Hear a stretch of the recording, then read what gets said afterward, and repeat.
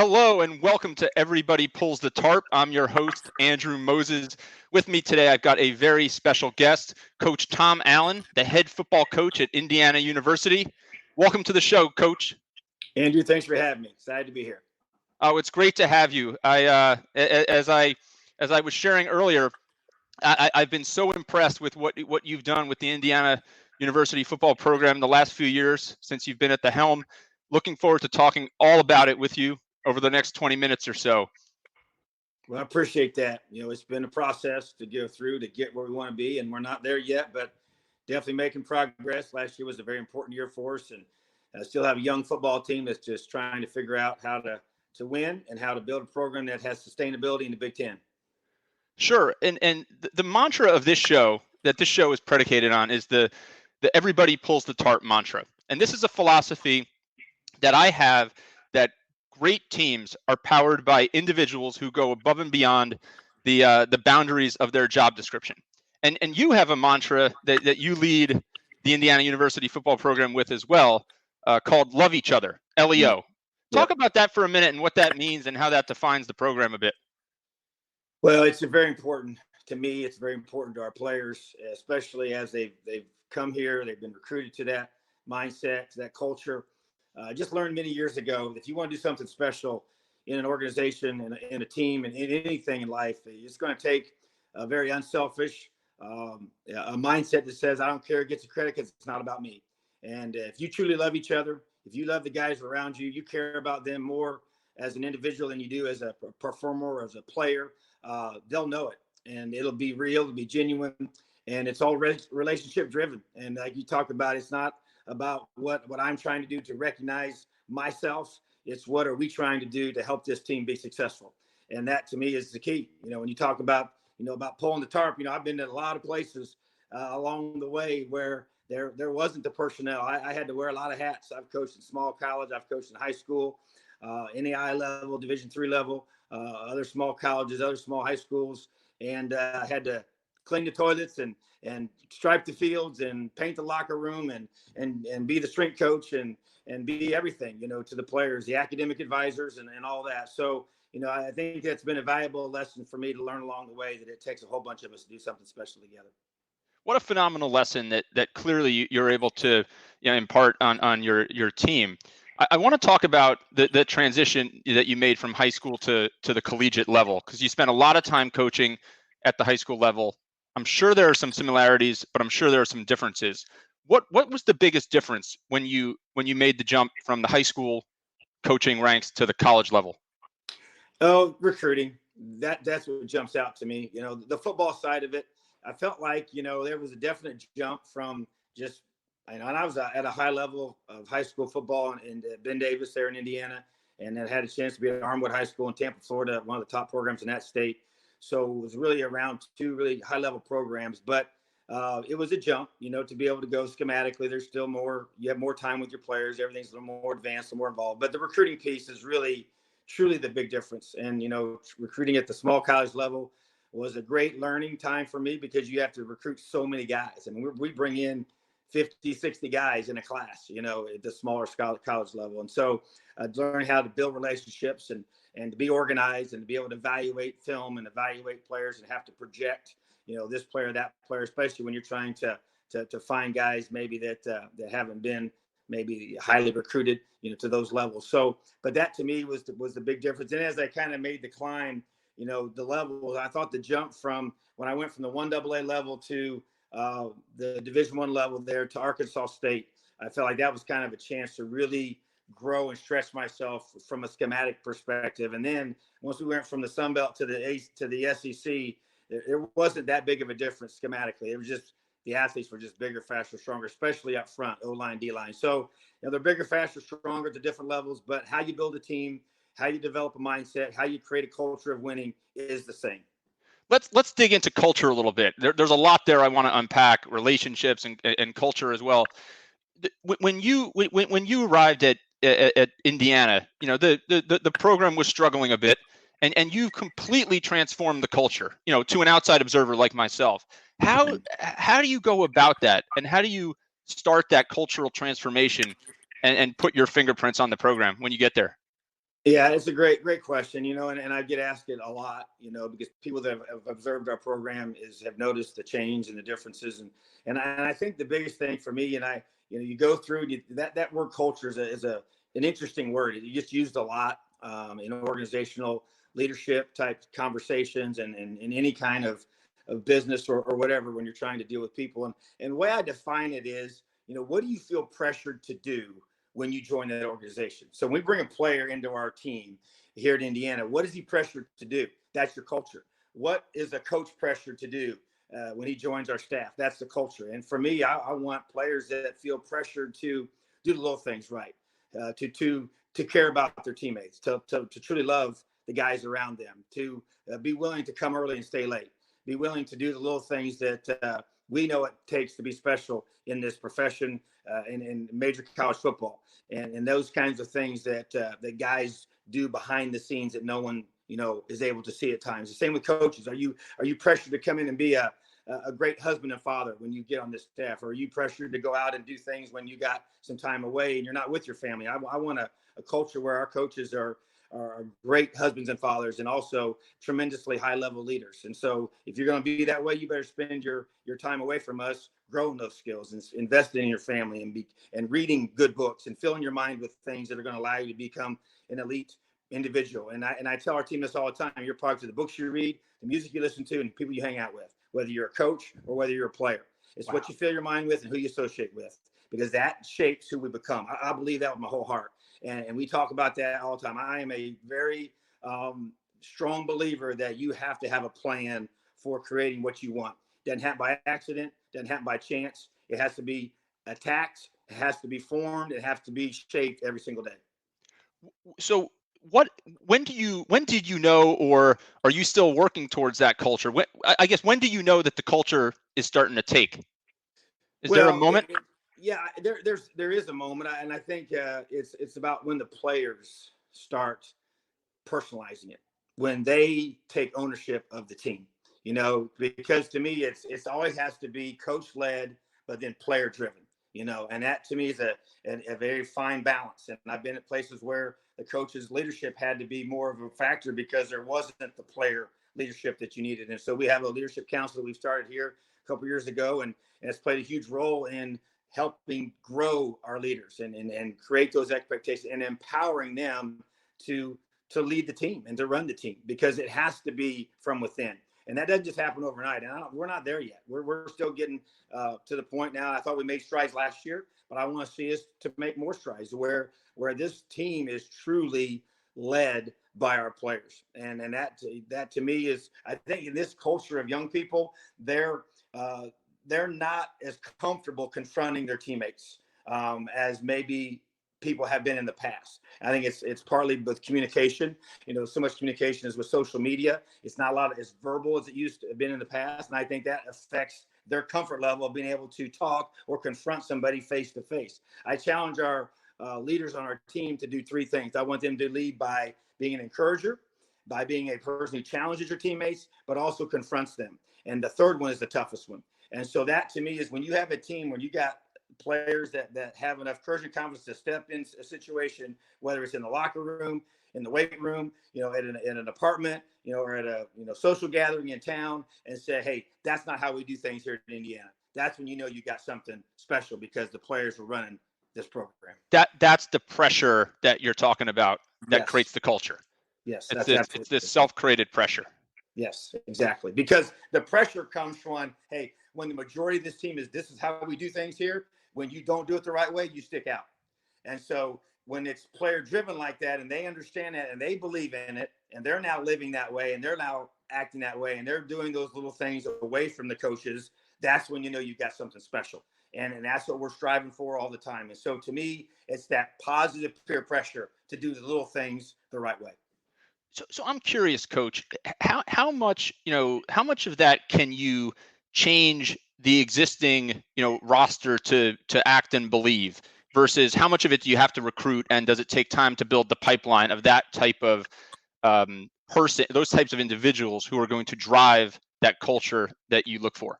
Well, I think that's why it takes time. And I think that's one thing, Fred Glass, when he made the decision to name me as head coach, and even just with the extension that I just was given here after this past year, was to try and give me time and have continuity and able to build the culture that you want. And there's no question. And I've been in enough places and gone into places new. You'll always have some of the previous players there that will buy into maybe this philosophy, and you'll have some that don't. And I get it. They weren't recruited to that culture or that kind of mindset. And so sometimes it just takes time to kind of, create that change. But I've always embraced the players that were here and love them no differently, but just because I didn't happen to recruit them. But their reception of it and their buy-in to it isn't always the same. But I think we've seen every single year as we've gotten more and more players that we recruited from start to finish. We've sat in their homes.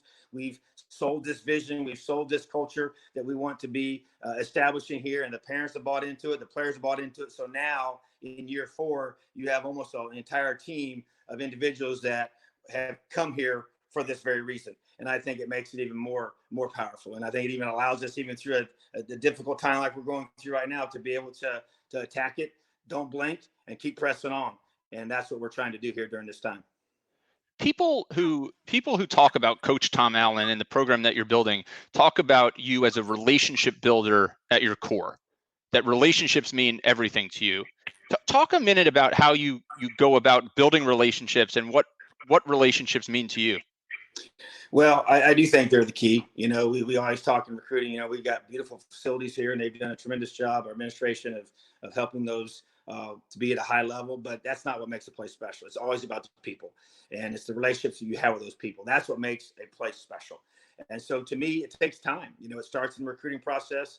I talked to a young man last night for almost an hour and 20 minutes on the phone. About just life. About things that matter. And that to me is what I love, because I feel like that I'm a football coach, and I get it. We have to win football games to stay in my job. I understand that. But if that's all I'm doing, if that's the extent of it, then I feel like I failed. And so to me, it's so much more than that. And I really believe that this is my calling. This is what I was created to do.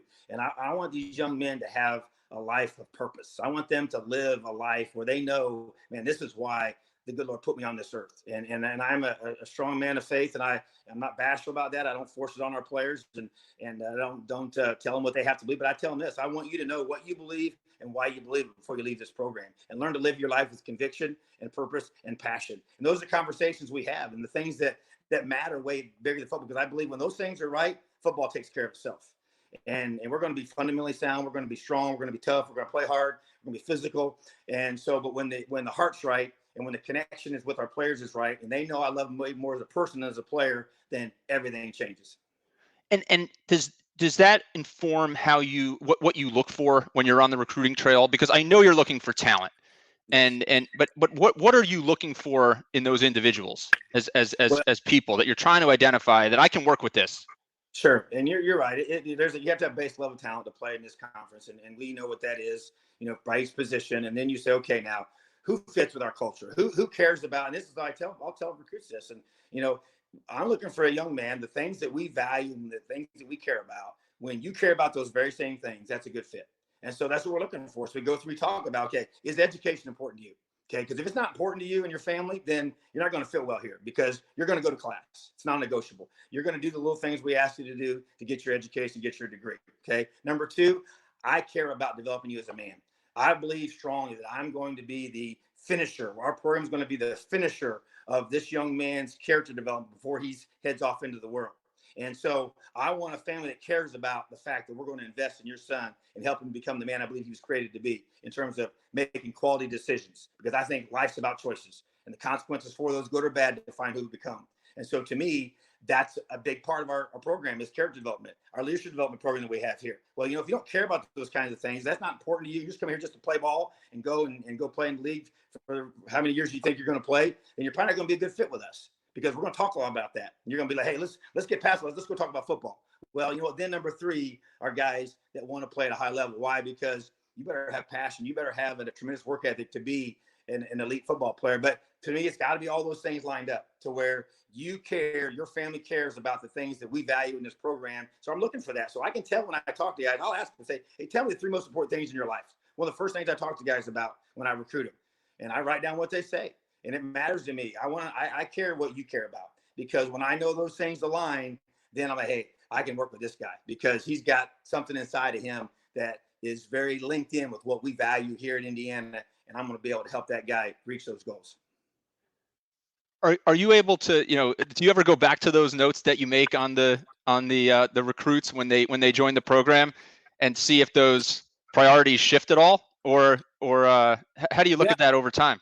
Oh, I do, because when I meet with our players in the spring, and what I do, I meet with every single player on our team. And as a matter of fact, this year we had to do it on FaceTime and Zoom, because we weren't able to be together during that time of the year. And so, but face to face, one on one with each one of our players. And once again, every year I ask them, give me your three, and I do, and I write them down, and I keep them in a binder, and I know what the kids say from year to year to year. And sometimes they don't waver on those, and sometimes they change. And for me, it's like I want to always make sure that in your heart who you want to become, because kids things can sometimes change, but a lot of those things don't change. And so when they say, hey, this is something that's really important to me, I'm gonna say, well, how are you doing in that area? How would you describe that whatever one you just said?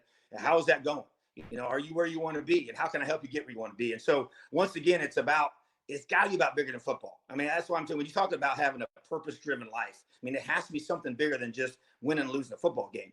And so that, to me, I think that's that relationship part. That's the connection. And so it's accountability. We talk about accountability, toughness, and love in this program. That's our three pillars of our culture: accountability, toughness, and love. And when you meet with players and you talk with them and you spend time building relationships with them, you can hold them accountable because you know what they want and the reasons why they came to Indiana. And I got to make sure every single year we're still working towards that goal of whatever it is they have for themselves, because everybody's a little bit different. But that allows me to connect with them. And it takes time. It takes me 2 or 3 weeks to meet with every single guy. And but that's important to me, and I'm always going to keep doing it. And I try to meet with our guys as much as I can. Yeah, it takes a ton of time to build relationships, but to me, it's worth it. Let's shift to the field, the locker room, the training room, the video room a little bit. One of the things that I think people are always amazed by is how much work goes into being a big-time college football player. And people see the product on Saturdays, and they see some of the film of practice. But talk a minute about some of the things that people don't see that these players go through on a daily basis to put that product on the field. Well, first of all, my son's one of the players here, so I get to see it from a different perspective. And he was one of those young men that was so excited to come as a mid-year grad out of high school. And after he was here for a couple months, he was like, Dad, this is the hardest thing I've ever done, and he's raised around it his whole life, and so he was so excited, but he didn't realize how hard it was to just do what college football players do. And being able to manage your day and all the academic demands that they have, and being able to go through and go into class and having their tutors and having their academic advisor meetings and having all the homework that they got to do, and then they got to go lift weights at this time, and then they got to go and be in the to rehab and get your body right and be able to rest and recover that proper way, and then go all the different things you got to do, and you got to get up and do it all over again, and the amount of just time you spend in the training room, in the weight room. Then you try and do the extra film study. Then you try and do the extra skill work that you're trying to get done as a player. And then you're managing all the stuff that you're doing academically at the same time. And then you get into the season. That's an off-season mindset. Now you get into the season, you got obviously all the practices. And, we're doing 20 hours a week just football. That's not counting training room. That's not counting, study.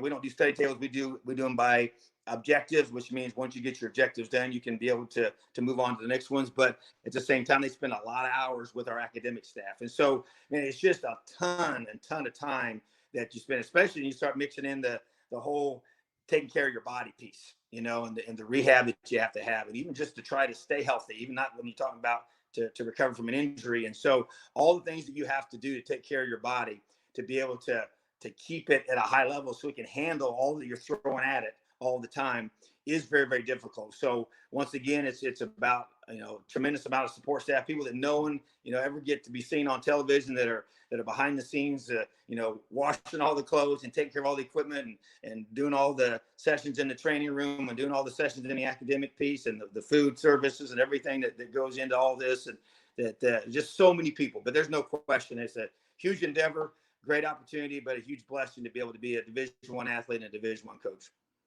It sure is. And Coach, I want to let you go in a couple minutes here. I know you're super busy, but I want to ask a little bit more specifically about the current time that we're in. You mentioned the Zoom and the FaceTime.